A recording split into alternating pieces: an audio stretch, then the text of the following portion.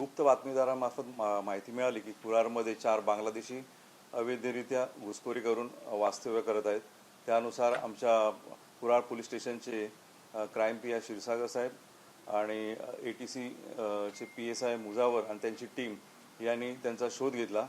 शोध घेऊन त्यांना कुरार पोलीस स्टेशनच्या हद्दीमध्ये 4 बांगलादेशींना ताब्यात घेतलं। त्यांच्याकडे व्हेरीफाय केले असता त्यांच्याकडे जे बांगलादेशी नागरिकत्व असल्याचे पुरावे सापडले, त्याप्रमाणे त्यांना पुढे त्यांना डिपोर्ट करण्यात येत आहे।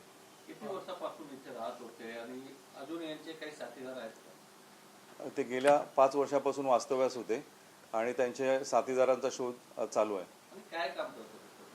ते बिगारीचं काम करायचे, छोटं मोठं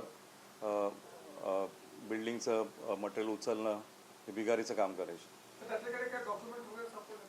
त्यांच्याकडे बांगलादेशी नागरिकत्व असल्याचं ID सापडलं आणि इतर पण नॅशनलाइज त्यांचे पूर्ण रेशन कार्ड वगैरे बांगलादेशाचं त्या तिकडचा वास्तव्याचा पुरावा सापडला। त्याच्याबाबत चौकशी चालू आहे। बांग्लादेशियों को गिरफ्तार किया गया है, पूरा मामला क्या है? हमें खबर मिली कि 4 बांग्लादेशी अवैध तरीके से घुसपैठी 4 बांग्लादेशी कुरार में आए हैं। वो हिसाब से हमारे कुरार के क्राइम PI क्षीरसागर और ATC के मुजावर और टीम उन्होंने वेरीफाई किया, पूरा खबर निकाली और उनको कुरार पुलिस स्टेशन के हद्दी में से ताबे में लिया।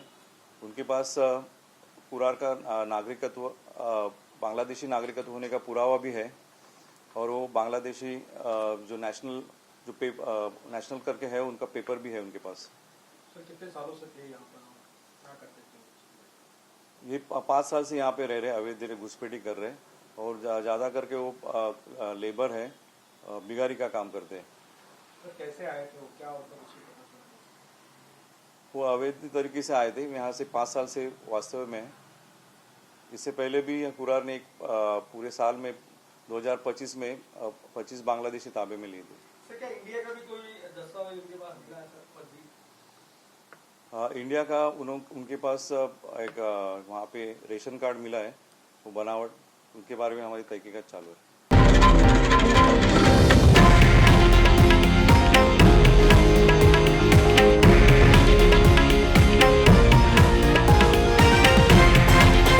हे आहे देशातील नंबर 1 न्यूज नेटवर्क आणि आपण पाहत आहात TV9 मराठी, एकमेव।